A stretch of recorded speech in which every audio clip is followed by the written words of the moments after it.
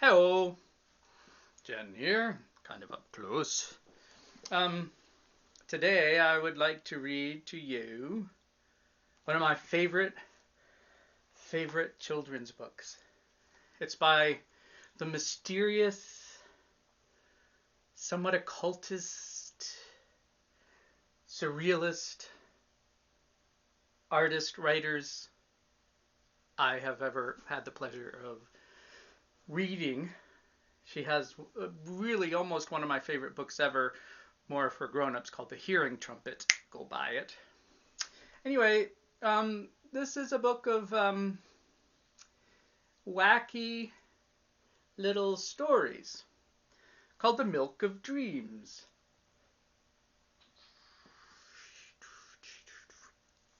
And I'm going to read it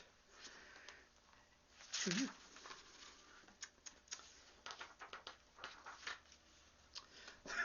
The first story is called Headless John.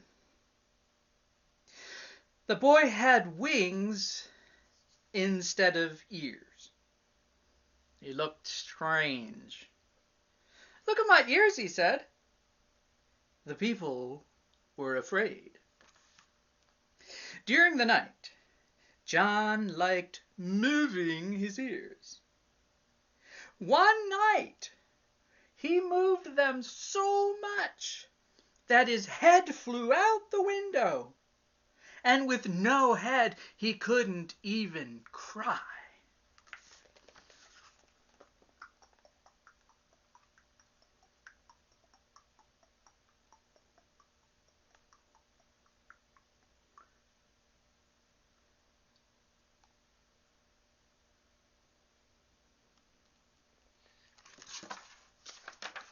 She did the illustrations of the book, too.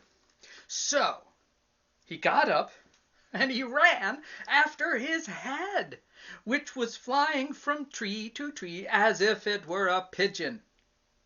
John's mama, who was looking out of the window, saw her child running around at night.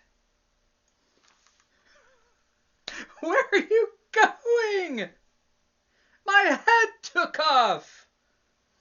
"What a pity," said the poor woman. "Ha, ha, ha, that's right," laughed the head. John ran very fast, but he could not catch his head. He kept flying along, laughing.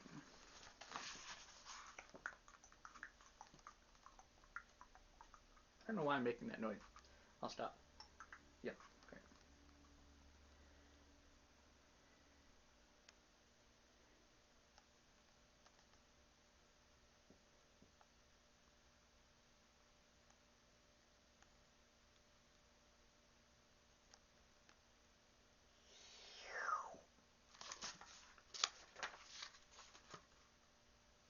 "Lend me a string," said John to a man. "Here, take it," he said. John caught his head and went home very tired, with the head jumping along behind him, firmly tied to the string. "Mama," he said, "stick on my head, please." And his mama stuck on his head with chewing gum. But because it was nighttime, she stuck it on backwards. "Don't let your head escape again," she said.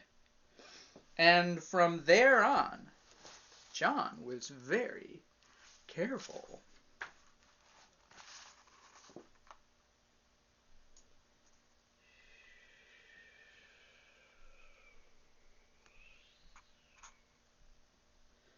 Now I'm making sounds.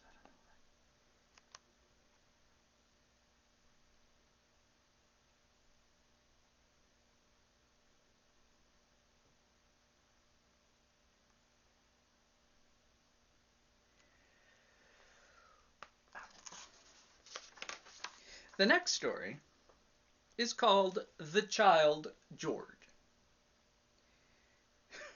It's so hard not to laugh, so I'll just laugh. George liked eating the wall of his room. "Don't do it," said his father. George went on eating wall.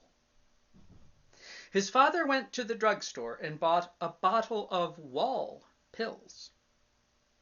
George ate them all, and his head grew into a house.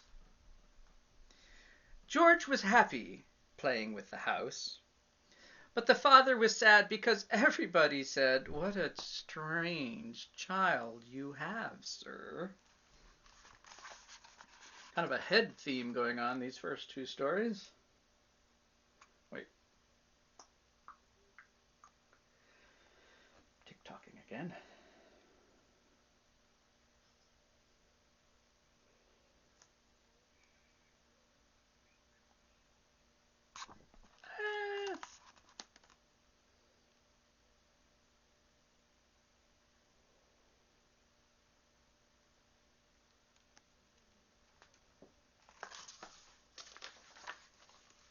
Oh, well, that was the end of the story. I forgot. This one is called Humbert the Beautiful. Humbert was the most beautiful boy in town. He had blue eyes and golden curls. He was very beautiful, but he was nasty. He liked putting rats in the beds of his sisters. The little girls cried. "I," yelled Humbert, "I'm afraid. There's a crocodile in my bed." But Humbert was so beautiful, the crocodile gave him an agreeable smile. Humbert and the crocodile had become friends. The child is even nastier than he was before because he goes everywhere with the crocodile.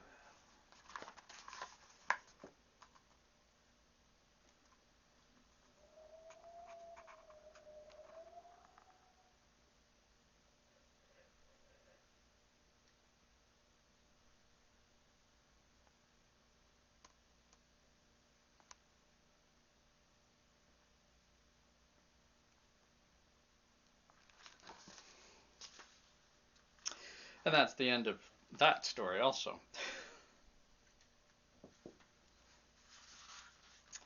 The next one is called The Monster of Chi-Huya-Huya.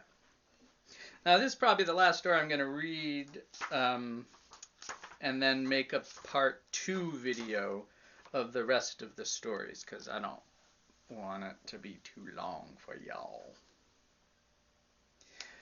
When the moon is thin, the monster walks this street. It was called Chevala Ortiz.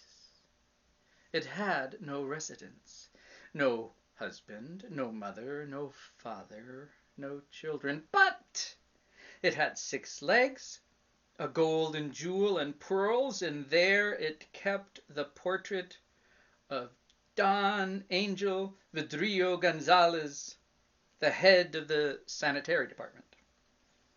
The monster said, "Fives and fours, fives and fours, fives and fours, 5 plus 4, 5 plus 4, 5 plus 4.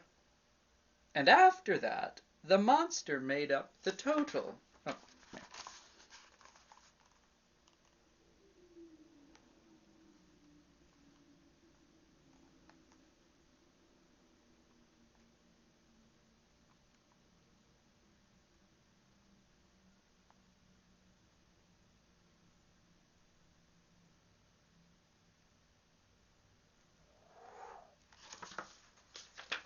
It's kind of a longer story compared to her others.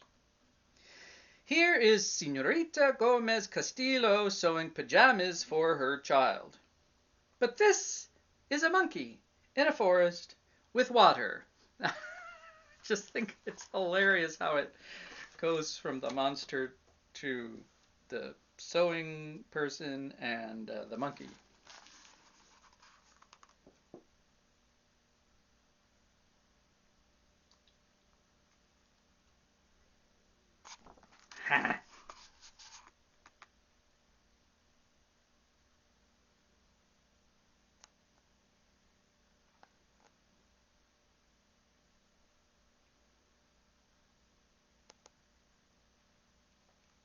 As you can tell, by the way, these aren't your average children's stories, and I'm so glad about that. There's no, like, pithy morals or anything. Signor Mustache, who has two faces, eats flies, dances, and here's his turkey. Oh my gosh.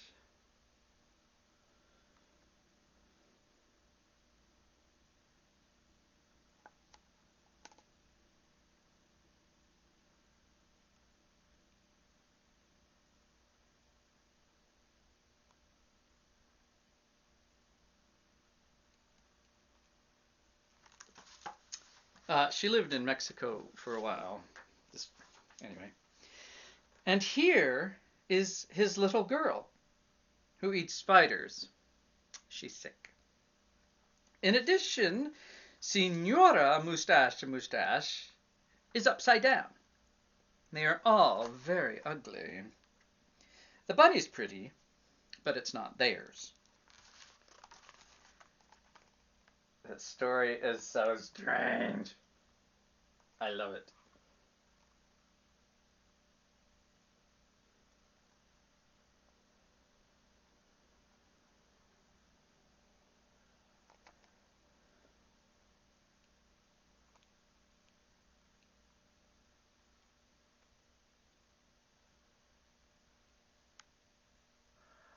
I don't think they're ugly, by the way, with their two faces and hanging upside down.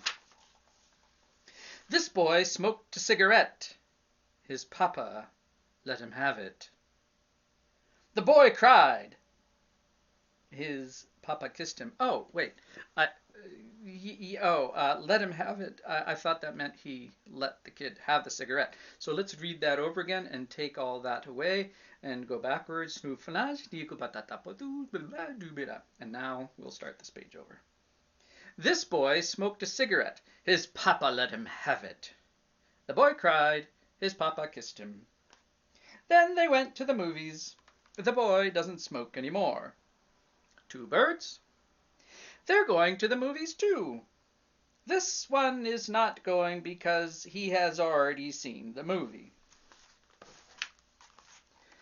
Told you she was a surrealist. And children, you can look up that word.